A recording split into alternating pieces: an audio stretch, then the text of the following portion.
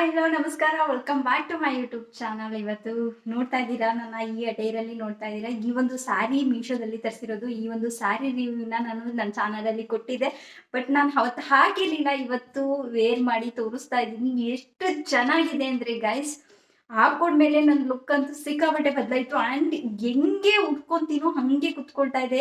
ಎಷ್ಟು ಸಿಕ್ಕಾಪಟ್ಟೆ ಚೆನ್ನಾಗಿ ಕಾಣಿಸ್ತಾ ಇದೆ ಅಂದರೆ ನನಗೆ ಸಿಕ್ಕಾಪಟ್ಟೆ ಇಷ್ಟ ಆಯಿತು ಈ ಸೀರೆ. ಲಾಸ್ಟ್ ಬ್ಲಾಗಲ್ಲಿ ಹೇಳಿದ್ದೆ ನಾನು, ರಿವ್ಯೂ ಬ್ಲಾಗಲ್ಲೂ ಅಷ್ಟು ಚೆನ್ನಾಗಿದೆ ತಗೊಳ್ಳಿ ಅಂತ. ಬಟ್ ಈಗ ಈ ಥರ ಒಂದು ಬ್ಲ್ಯಾಕ್ ಬ್ಲೌಸ್ ಜೊತೆ ಪೇರಪ್ ಮಾಡಿದ್ದೀನಿ. ಎಷ್ಟು ಚೆನ್ನಾಗಿ ಕಾಣಿಸ್ತಾ ಇದೆ ಅಂತ ಅಂದರೆ ಸಿಕ್ಕಾಪಟ್ಟೆ ಚೆನ್ನಾಗಿ ಕಾಣಿಸ್ತಾ ಇದೆ. ಆ್ಯಂಡ್ ಇದನ್ನು ಕೂಡ ನಾನು ಫ್ಲಿಪ್ಕಾರ್ಟಲ್ಲಿ ತೊಗೊಂಡಿದ್ದೆ ಅಂತ ಅನಿಸುತ್ತೆ. ಈ ಒಂದು ನೆಕ್ ಪೀಸ್ನ ಸಿಕ್ಕಾಪಟ್ಟೆ ಚೆನ್ನಾಗಿದೆ. ಇದೆಲ್ಲದು ಓವರ್ ಆಲ್ ಲುಕ್. ಈ ಸ್ಯಾರಿ ಅಂತೂ ಎಷ್ಟು ಚೆನ್ನಾಗಿದೆ ಅಂದರೆ ನಾನು ನಿಮ್ಗೆ ಹೇಳ್ಬೇಕು ಅಂತಲೇ ಈಗ ವ್ಲಾಗ್ನ ಸ್ಟಾರ್ಟ್ ಮಾಡಿದ್ದೀನಿ. ಸಿಕ್ಕಾಪಟ್ಟೆ ಚೆನ್ನಾಗಿದೆ ಗೈಸ್ ಇದು.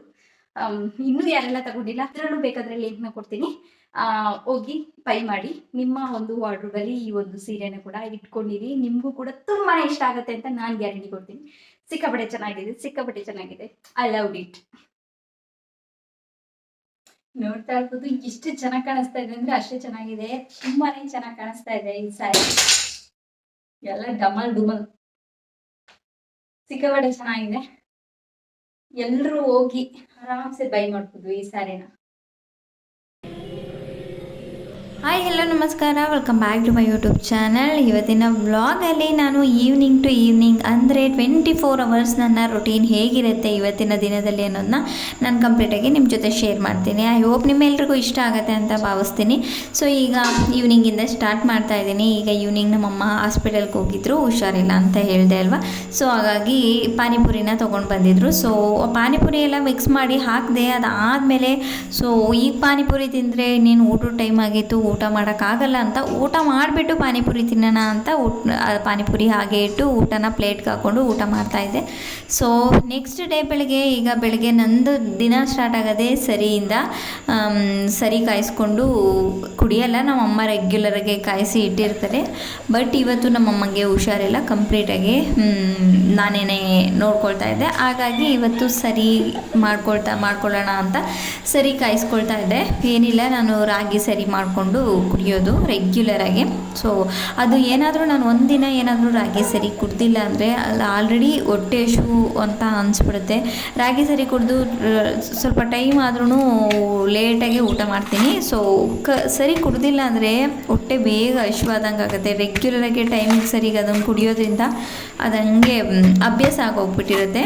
ಇವತ್ತು ನಮ್ಮಪ್ಪ ಮನೆ ಹತ್ರ ಇಲ್ಲ, ಹಂಗಾಗಿ ನಮ್ಮಮ್ಮನೇ ಕಾಯಿ ತೆಂಗಿ, ಅಪ್ಪ ಇಲ್ಲಾಂದರೆ ನಮ್ಮಮ್ಮನೇ ಕಾಯೆಲ್ಲ ಸುಲ್ಕೊತಾರೆ, ಕಲ್ತ್ಕೊಂಡಿದ್ದಾರೆ ನಮ್ಮಮ್ಮನೂ. ಅದಕ್ಕೋಸ್ಕರನೇ ಈ ಥರ ಒಂದು ಹಿಕ್ಳ ಅಂತ ಹೇಳ್ತೀವಲ್ಲ, ಇದನ್ನು ತಂದು ಇಟ್ಟಿರೋದು. ಬಟ್ ಆದರೆ ಇವತ್ತು ನಮ್ಮಮ್ಮಂಗೆ ಹುಷಾರಿಲ್ದಿರೋ ಕಾರಣ ಒಂದು ಕಾಯಿ ಸುಲ್ಕೊಡು ಅಂತ ಹೇಳಿದ್ರು. ನನಗೆ ಹೆಂಗೆ ಕಲ್ತ್ಕೊಂಡಿದ್ದೀನೋ ನನಗಂತೂ ಗೊತ್ತಿಲ್ಲ, ಬಟ್ ಬರುತ್ತೆ ಹಾಗೇ. ಅಂದರೆ ಅದರಲ್ಲಿ ಕಾಯಿ ಸುಲ್ಕೊಳ್ಳೋದು ಈಸಿ ಅಲ್ವಾ. ಸೊ ಹಾಗೆ ಅಮ್ಮಗೆ ಹುಷಾರಿಲ್ಲ ಅಂತ ನಾನು ಕಾಯಿನ ಎಲ್ಲ ಸುಲ್ಕೊಟ್ಟೆ. ಸೊ ಅದಾದಮೇಲೆ ಈಗ ಬಂದು ಸರಿ ಕುಡಿಯೋಣ ಕೂತ್ಕೊಂಡು ಅಂತ ಸರಿನ ಗ್ಲಾಸ್ಗೆ ಹಾಕ್ಕೊಳ್ತಾ ಇದ್ದೀನಿ. ನಮ್ಮ ಗಿಡದ ಹಳಸಿನ ಹಣ್ಣು ಇದು. ಅದನ್ನು ಅಂದರೆ ನೋಡ್ತಾ ಇರ್ಬೋದು ಈ ರೀತಿ ಬ್ರೇಕ್ ಆಗಿದೆ. ಹಾಗಾಗಿ ಅದನ್ನು ಕಿತ್ಬಿಟ್ಟು ಒಳಗಡೆ ಇಡೋಣ, ಒಂದೆರಡು ದಿನ ಹಣ್ಣಾಗತ್ತೆ ಅಂತ ಹೇಳ್ತಾಯಿದ್ರು. ಹಾಗಾಗಿ ಆ ಒಂದು ಹಳಸಿನ ಹಣ್ಣು ಕೂಡ ತೋರಿಸ್ತಾ ಇದ್ದೀನಿ. ಆ್ಯಂಡ್ ಏನು ಗೊತ್ತಾ, ಎಷ್ಟೊಂದು ಸರಿ ನಮ್ಮ ಮನೇಲಿ ಹಳಸಿನ ಹಣ್ಣು ಕಿತ್ತಿದ್ದೀವಿ, ಯಾವತ್ತೂ ಕರೆಕ್ಟಾಗಿ ಹಳಸಿನ ಹಣ್ಣು ಕಿತ್ತಿದ್ದೇ ಇಲ್ಲ ನಾವು. ಅದು ಏನೋ ಗೊತ್ತಿಲ್ಲ, ಅದಕ್ಕೂ ನಮಗೂ ಹಾಗೆ ಬಂದಿಲ್ಲ ಅಂತ ಅನಿಸುತ್ತೆ.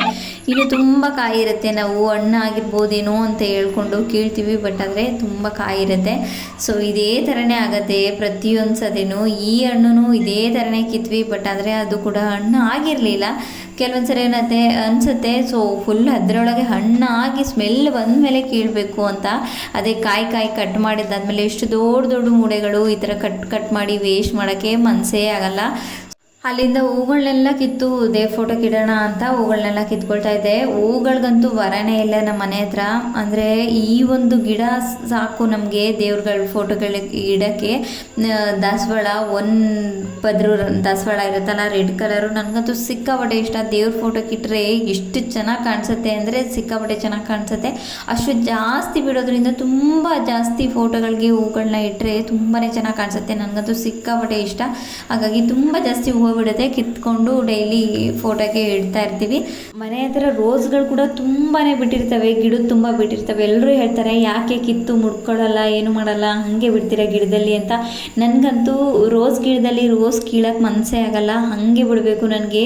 ಅದು ಹಾಗೆ ಇದ್ದು ಗಿಡದಲ್ಲಿ ಹಂಗೆ ಹೋಗಬೇಕು. ನನಗೆ ಗಿಡ ಖಾಲಿ ಖಾಲಿ ಅಂತ ಅನಿಸಿದ್ರೆ ಅದೇನೋ ಚೆನ್ನಾಗಿ ಅನಿಸಲ್ಲ. ಗಿಡದಲ್ಲಿ ಯಾವಾಗಲೂ ಹೂವು ಇರಬೇಕು, ಚೆನ್ನಾಗಿ ಅನಿಸುತ್ತೆ. ಹಾಗಾಗಿ ಅದಾದಮೇಲೆ ಈಗ ಬಟ್ಟೆಗಳನ್ನ ಮಿಷಿನ್ಗೆ ಹಾಕಿದ್ದೆ, ಅದನ್ನೆಲ್ಲ ತೆಗೆದು ಹೊರಗಡೆ ಹಾಕೋಣ ಅಂತ ತೆಗಿತಾ ಇದ್ದೆ.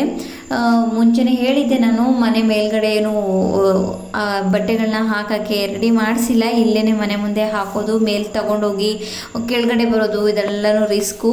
ಅಂದರೆ ಯಾವಾಗಲೂ ನಾನೇ ಹಾಕ್ತೀನಿ ಅಂತ ಇಲ್ಲಲ್ಲ, ಯಾವಾಗಲೂ ನಮ್ಮಮ್ಮನೇ ಹಾಕ್ತಾ ಇರ್ತಾರೆ. ಹಾಗಾಗಿ ಅದೆಲ್ಲ ಆಗಲ್ಲ ನಮ್ಮಮ್ಮನ ಕೈಲಿ, ಮೇಲೆ ಹೋಗಿ ಕೆಳಗೆ ಬಂದು ಅದೆಲ್ಲನೂ ಆಗಲ್ಲ. ಇದೇ ಈಸಿ ಅವ್ರಿಗೆ. ಆರಾಮ್ಸೆ ಇಲ್ಲಿ ಮನೆ ಮುಂದೆ ಹಾಕಿ ಮಳೆಗಳೇ ಬಂದುಬಿಟ್ರೆ ಈಸಿಯಾಗಿ ಪಟ್ಟನಾಗಿ ಎದ್ದು ಬಂದು ತೊಗೊಳ್ಬಿಡ್ಬೋದು. ಇಲ್ಲಾಂದರೆ ನಮ್ಮಮ್ಮ ಮೇಲ್ಗಡೆ ಹೊತ್ತಿ ಕೆಳಗಡೆ ಇಳಿದು ತೊಗೊಂಡು ಬರೋ ಅಷ್ಟರಲ್ಲೆಲ್ಲ ಆಗೋದೇ ಇಲ್ಲ. ಸೊ ಹಾಗಾಗಿ ಈಗ ಬಟ್ಟೆಗಳನ್ನೆಲ್ಲ ಹಾಕ್ತಾಯಿದ್ದೆ. ಅಂದರೆ ವಾಷಿಂಗ್ ಮಿಷಿನ್ ಆಲ್ರೆಡಿ ಒಂದು ವಿಡಿಯೋದಲ್ಲಿ ಹೇಳಿದ್ದೆ, ಅಲ್ಲಿ ಹಳೆ ಮನೆ ಹತ್ರ ಇಟ್ಟಿರೋದ್ರಿಂದ ಸಿಕ್ಕಾಪಟ್ಟೆ ಪ್ರಾಬ್ಲಮ್ ಆಗುತ್ತೆ. ಅಂದರೆ ಹಾಕ್ಬಿಡ್ತೀವಿ, ಮರೆತು ಬಿಡ್ತೀವಿ, ತೆಗಿಯೋದೇ ಇಲ್ಲ. ನೆಕ್ಸ್ಟ್ ಡೇ ಒಂದೊಂದ್ಸರಿ ನೆಕ್ಸ್ಟ್ ಡೇ ನೆನೆಸ್ಕೊಂಡು ಮತ್ತೆ ವಾಶ್ಗಿಟ್ಟು ಮತ್ತೆ ಈ ರೀತಿ ಒಣ ಹಾಕೋದಾಗತ್ತೆ. ಈ ಥರ ಎಲ್ಲ ಆಗುತ್ತೆ. ಅದಾದಮೇಲೆ ಒಳಗಡೆ ಬಂದು ಒಂದು ರಾಶಿ ಪಾತ್ರೆಗಳು ಬಿದ್ದಿತ್ತು. ಸೊ ಒಂದೊಂದ್ಸರಿ ಅನಿಸುತ್ತೆ ನನಗಂತೂ, ಈ ಅಪ್ಪ ಯಾರು ಕಂಡಿಡ್ದಿದ್ದೆಲ್ಲ, ನಾವು ಪಾತ್ರೆ ತೊಳಿ, ರಿಪೀಟ್ ಪಾತ್ರೆ ಎಲ್ಲ ನೀಟಾಗಿ ಜೋಡಿಸು, ಮತ್ತೆ ರಿಪೀಟ್ ಅದನ್ನೆಲ್ಲ ತಗೋ, ಅದನ್ನೆಲ್ಲ ಗಲೀಜು ಮಾಡು, ಶಿಂಕಿಗೆ ಹಾಕು, ಅಡುಗೆ ಮಾಡು, ಊಟ ಮಾಡು, ಮತ್ತೆ ತೊಳಿ, ಮತ್ತೆ ಅಡುಗೆ ಮಾಡು. ಯಪ್ಪ ದೇವ್ರೆ, ಇದೆಲ್ಲ ಯಾರಪ್ಪ ಕಂಡಿಡ್ದಿದ್ದು ಅಂತ ಅನಿಸುತ್ತೆ. ನಾನು ಯಾವತ್ತಾದರೂ ಒಂದಿನ ಕಂಪ್ಲೀಟಾಗಿ ಈ ಥರ ಎಲ್ಲ ಕೆಲಸಗಳನ್ನ ಮಾಡ್ತಾಯಿದ್ರೆ ಈ ಥರ ಅನಿಸುತ್ತೆ. ಪಾತ್ರೆ ತೊಳಿ, ಮತ್ತೆ ಅಡುಗೆ ಮಾಡು, ಮತ್ತೆ ಪಾತ್ರೆ ತೊಳಿ, ಯಪ್ಪ ಇದು ಚೆನ್ನಾಗೇ ಇರಲ್ಲ ಅಂತ ಅನಿಸುತ್ತೆ ಒಂದೊಂದ್ಸರಿ ನನಗೆ. ಸೊ ಅದಾದಮೇಲೆ ಈಗ ಪಾಯಸ ಮತ್ತು ಪಕೋಡ ಎಲ್ಲನೂ ಮಾಡೋಣ ಅಂತ ರೆಡಿ ಮಾಡ್ತಾ ಇದ್ದೆ. ಈಗ ನಾನಂತೂ ಪಾಯಸ ಅನ್ನೋದು ಇಲ್ಲಿ ತನಕ ನಾನು ಮಾಡೇ ಇಲ್ಲ. ನಮ್ಮ ಅಮ್ಮನೂ ಅದೇ ಹೇಳ್ತಾಯಿತ್ತು, ಫಸ್ಟ್ ಟೈಮ್ ಮಾಡ್ತಾ ಇದೆಯಾ ಅಂತ. ಅಂದರೆ ನಾನು ಯಾವತ್ತೂ ಯಾರು ಬಂದರೂ ಪಾಯಸ ಎಲ್ಲ ಏನು ಮಾಡಲ್ಲ, ನಮ್ಮ ಅಮ್ಮನೇ ಮಾಡ್ತಾರೆ. ಅದು ಬಿಟ್ಟರೆ ಜಾಮೂನು ಈ ಥರದ್ದು ಏನಾದರೂ ಮಾಡಿದ್ರೆ ನಾನು ಮಾಡ್ತೀನಿ. ಜಾಮೂನೆಲ್ಲನೂ ಪಾಯಸ ಅಂಥದ್ದು ಏನಾದರೂ ಮಾಡಿದ್ರೆ ನಮ್ಮ ಅಮ್ಮನೇ ಮಾಡ್ತಾರೆ. ಇದುವರೆಗೂ ನಾನು ಪಾಯಸ ಅನ್ನೋದೇ ಮಾಡೇ ಇಲ್ಲ. ಲಾಸ್ಟ್ ಟೈಮು ನಾನು ಭಾಳ ಒಂದು ವರ್ಷದ ಮೇಲೆ ಆಯಿತು, ಒನ್ ಟೈಮ್ ಏನೋ ಇದೇ ಥರನೇ ನಮ್ಮ ನಿಶ್ಚಿತ ಆಯಿತು. ಆಗ ಅವಳು ನಾನು ಸೇರಿ ಒಂದು ಟೈಮ್ ಪಾಯಸ ಮಾಡಿದ್ವಿ. ಅಂದರೆ ಅದೇನು ಮಹಾವಿದ್ಯೆ ಅಲ್ಲ, ಬಟ್ ಆದರೆ ನಾನು ಮಾಡಿಲ್ಲ ಇವತ್ತು ಮಾಡೋಣ ಅಂತ ಮಾಡಿದೆ. ಏನಿಲ್ಲ, ಸಿಂಪಲ್ ವೇಲಿ ಹಾಲು ಕಾಯಿಸಿ ಅದರೊಳಗೆ ರೋಸ್ಟೆಡ್ ಸಾವಿಗೆ ತಂದಿದ್ರು ನಮ್ಮಮ್ಮ, ಅದನ್ನು ಹಾಕಿ ಮಾಡಿದ್ದಾಯಿತು. ತುಂಬಾ ಚೆನ್ನಾಗಿದೆ ಈ ಟೇಸ್ಟು. ನಾನು ಇದನ್ನು ಹೇಳ್ಬೇಕಂತಲೇ ಮೇ ಬಿ ಆ ಪ್ಯಾಕೆಟ್ನ ತೋರಿಸಿದ್ದೆ ವಿಡಿಯೋ ಮಾಡಬೇಕಾದ್ರೆ. 10 ರೂಪೀಸ್ ಪ್ಯಾಕೆಟ್, ಅದು ಸಿಕ್ಕಾಪಟ್ಟೆ ಚೆನ್ನಾಗಿರುತ್ತೆ. ರೋಸ್ಟೆಡ್ ಆಗಿರುತ್ತೆ ಅದು. ಹಾಗೆ ಕಟ್ ಮಾಡಿ ಹಾಕೋದು ತುಂಬಾ ಚೆನ್ನಾಗಿ. ಅಂದರೆ ಎಷ್ಟೇ ನೀನು ಏನೇ ಮಾಡಿದ್ರು ಅದು ಮೆತ್ತಗೆಲ್ಲ ಆಗಲ್ಲ. ನಾರ್ಮಲ್ ಸಾವಿಗೆ ಏನು ಮಾಡ್ತೀವಿ ಅದರೊಳಗೆ ಪಾಯಸನ, ಅದಂತೂ ಫುಲ್ಲು ಮೆತ್ತಾಗ್ಬಿಡುತ್ತೆ, ಗಟ್ಟಿಗೆ ಹೆಂಗೆಂಗೋ ಆಗಿಬಿಡುತ್ತೆ. ಬಟ್ ಆದರೆ ಈ ಸಾವಿಗೆಲಿ ನೀವು ಯಾರಾದರೂ ಟ್ರೈ ಮಾಡಿಲ್ಲ ಅಂದರೆ ಟ್ರೈ ಮಾಡಿ. ಎಲ್ಲ ಸೂಪರ್ ಮಾರ್ಕೆಟ್ಗಳಲ್ಲೂ ಸಿಗುತ್ತೆ ರೋಸ್ಟೆಡ್ ಸಾವಿಗೆ ಅಂತ ಕೇಳಿದರೆ, ಸೇಮಿಯಾ ಅಂತ ಕೇಳಿದರೆ ಕೊಡ್ತಾರೆ. ಇದು 10 ರೂಪೀಸ್ ಪ್ಯಾಕೆಟ್ ಅಷ್ಟೇ. ಈ ಪ್ಯಾಕೆಟ್ಗೆ ಆರಾಮ್ಸೆ 10 ರೂಪೀಸ್ಗೆ ಆರಾಮ್ಸೆ ಆಗುತ್ತೆ. ತುಂಬಾ ಚೆನ್ನಾಗಿತ್ತು ಟೇಸ್ಟ್ ವೈಸ್ ಅಂತೂ. ಅದು ಆ ಥರ ಇದ್ದರೆ ತಿನ್ನೋಕ್ಕೆ ಇಷ್ಟ ಆಗುತ್ತೆ. ಹಂಗಾಗಿ ನೀಟಾಗಿ ಸಾವಿಗೆ ಸಿಗುತ್ತೆ. ಸೊ ಈಗ ಅದಾದಮೇಲೆ ಪಕೋಡ ಎಲ್ಲನೂ ಮಾಡಿದೆ, ಆನಿಯನ್ ಪಕೋಡ. ಸೊ ಹೀಗೆ ಮಾಡ್ತಾ ಒಂದೊಂದೇ ಕಲಿತಾ ಹೋಗ್ತೀವಿ. ಅಂದರೆ ಯಾವುದು ಬರಲ್ಲ ಅಂತ ಇಲ್ಲ, ನಾವು ಮಾಡಿದ್ರೆ ಎಲ್ಲನೂ ಬರುತ್ತೆ ಎಲ್ರಿಗೂ ಅಷ್ಟೇ.